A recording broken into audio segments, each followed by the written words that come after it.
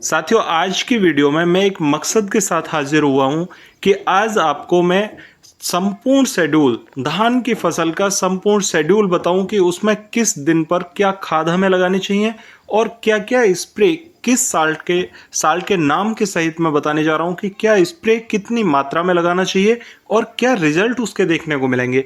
खाद अगर हम किस डेट में लगाएंगे तो उसके क्या रिजल्ट मिलेंगे, कौन सा खाद क्या काम करेगा, और दूसरा जितने भी ब्रांडेड हमारे पास में खाद अवेलेबल होते हैं उन खादों के सब्स्टिट्यूट हमारे पास में क्या हैं और उन्हें हम बहुत सस्ते रेटों में परचेज करके उन ब्रांडेड प्रोडक्ट वाले रिजल्ट ले सकते हैं, जिससे कि हमें ज़्यादा अच्छे उत्पादन मिल सकते हैं। साथियों, आज की वीडियो में मैं किस्मों की अगर बात करूं तो मैं 1509 धान के बारे में बताने जा रहा हूं, आपको सुगंध के बारे में बताऊंगा और 1121 के बारे में बताऊंगा।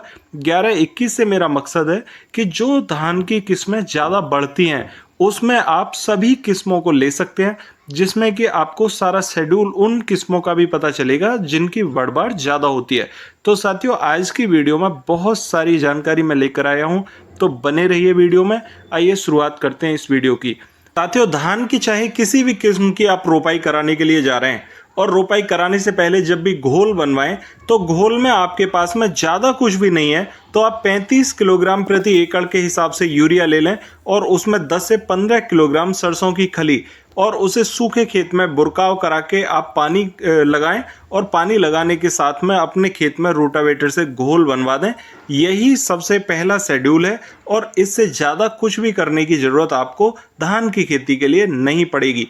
साथियों, सबसे पहला काम ये करने के बाद आप अपने खेत में रोपाई करा दें और रोपाई कराने के बाद में 8 से 10 दिन, यानी सबसे पहले 10 दिन इंतजार आपको करना होगा। देखना है कि 10 दिन में हमारे खेत में क्या ग्रोथ देखने को मिल रही है और पौधा हमारा कितना स्वस्थ है। आप देखेंगे कि 10 से 12 दिन में आपका पौधा स्वस्थ हो जाएगा और वो दूसरे खाद के लिए बिल्कुल तैयार हो जाएगा।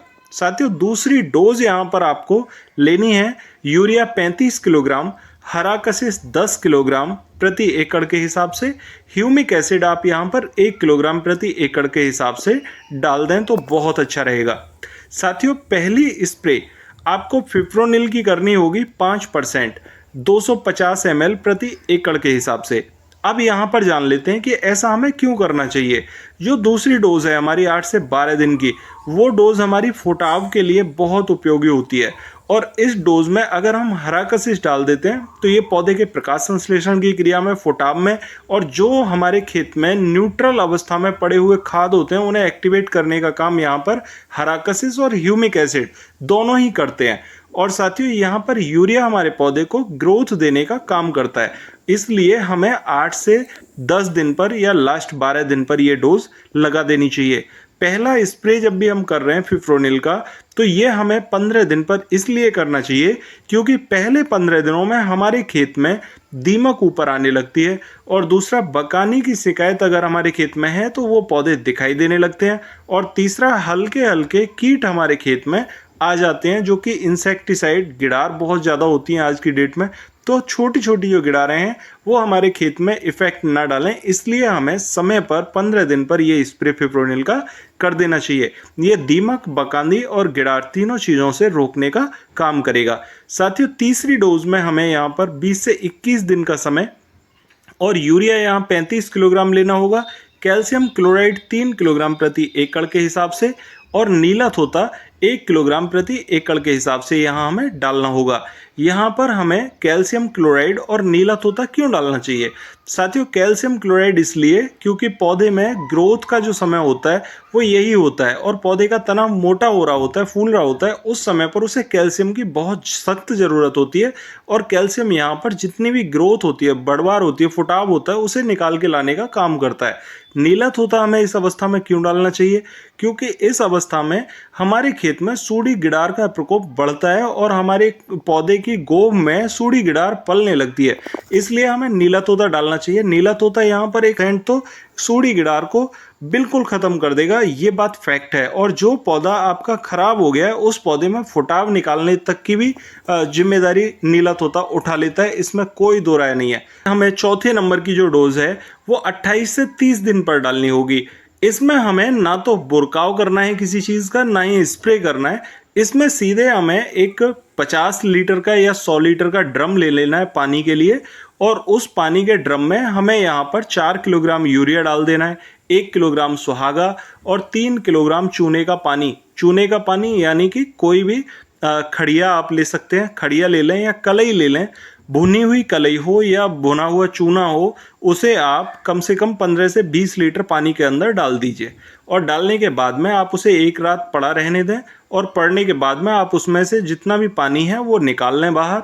और निकालने के बाद उस पानी के साथ में आप 4 किलोग्राम यूरिया और 1 किलोग्राम सुहागा मिक्स कर दें और उसे पानी के साथ में टोंटी के जरिए से छोड़ दें, और वो आपके खेत में, पूरे खेत में फैल जाएगा। इसके रिजल्ट आपको बहुत अच्छे देखने को मिलेंगे। दूसरा, आप यहाँ स्प्रे से बच जाते हैं और खाद का बुरकाव करते समय जो लेबर आपकी लगती है उससे आप बच जाते हैं। साथियों, 35 दिन पर आपको दूसरे नंबर का स्प्रे करना होगा। क्यों करना होगा? क्योंकि इस समय पर हमारी जो गिडार है, सूढ़ी गिडार, उससे बचाव करना होता है। 21 दिन पर लगा हुआ नीला तोता 35 दिन तक यहाँ उस सूढ़ी गिडार को रोक लेता है, जो कि लार्वा जनित होती है। और साथियों, लार्वा वाली गिडार किन्हीं दूसरे साल्टों से नहीं प्रभावित होती, नहीं खत्म होती है, इसलिए हमें यहाँ पर हैवी इंसेक्टिसाइड लगाने की ज़रूरत पड़ेगी। हम यहाँ पर लैम्डा वगैरह दूसरी दवाएं तो लगा देते हैं, लेकिन सूढ़ी गिडार खत्म नहीं होती, क्योंकि वो पौधे की गोब में जाके बैठ जाती है और वहाँ पर उसे ख़त्म करने के लिए हमें हैवी इंसेक्टिसाइड ही चाहिए। यहाँ पर हम सीजेंटा कंपनी का एम्प्लीगो ले लेते हैं 100 ml। एम्प्लीगो ही क्यों लेना चाहिए? क्योंकि यहाँ पर क्लोरेंट्रानिलीप्रोल हमें 9.6% मिल जाता है और उसके साथ में लगभग 4.5% लैम्डा मिल जाता है। तो ये हमारे जितने भी थ्रिप्स कीट होते हैं पत्तियों पर लगने वाले, उन्हें ख़त्म कर देता है और गोब में लगी हुई गिडार को भी ख़त्म कर देता है। साथियों, इसलिए हमें इसका उपयोग करना चाहिए। 50 से 55 दिन, 35 दिन पूरे होने के बाद आप 50 से 55 दिन तक कुछ भी ना लगाएं, कोई दिक्कत नहीं है। आप 50 से 55 दिन पर 2.5 किलोग्राम सरसों की खल ले लें और उसे लगभग 25 लीटर पानी में फूलने दें। और 25 लीटर पानी में फुलाने के बाद में आप उसमें 1 से 1.5 किलोग्राम गंधक डाल दें। गंधक आप साबुत गंधक ले लें, किसी भी परचून की दुकान से मिल जाएगा। साथियों, दोनों को फुलाने के बाद में दोनों को एक साथ मिलाएं और उसी पानी की टोटी के जरिए से पानी के साथ छोड़ दें। आप अपने खेत में 50 से 55 दिन पर यह काम जरूर कर दें। इसका कारण क्या होता है कि अगर आप 50 से 55 दिन पर गंधक छोड़ देते हैं खेत में, तो ये बहुत ज़बरदस्त रिजल्ट लेके आता है। हमारा जो धान है, वो धान हमारी गोब में बालियों के रूप में पल रहा होता है, कि फंगिसाइड का काम करता है, तो हल्की फंगस नहीं आने देता पौधे में, और हमारे धान में चमक बढ़ाने का काम करता है। हमारा धान जो बनता है उसमें जितना भी ऑयल कंटेंट होता है उसकी पूर्ति करने का काम सल्फर करता है, गंधक करता है। यानी कि धान में खुशबू जो आती है चावल में, उसको बढ़ाने का काम गंधक करता है। इसलिए हमें गंधक को सही समय पर उपयोग करना चाहिए और वो सही समय 50 से 55 दिन का होता है। साथियों, इस टाइम पर अगर हम पानी के साथ में इसे छोड़ देते हैं, खल और गंधक को, तो खल यहाँ पर हमारे दूसरे माइक्रोन्यूट्रिएंट देने का काम करती है, जो कि धान को सीधे मिल जाते हैं, और गंधक यहाँ पर हमारे पौधे को जितना भी ऑयल कंटेंट है उसकी पूर्ति करने का काम करता है और यहाँ चमक बढ़ाने का काम करता है। हल्के फंगिसाइड के रूप में भी गंधक बहुत अच्छा प्रोडक्ट है।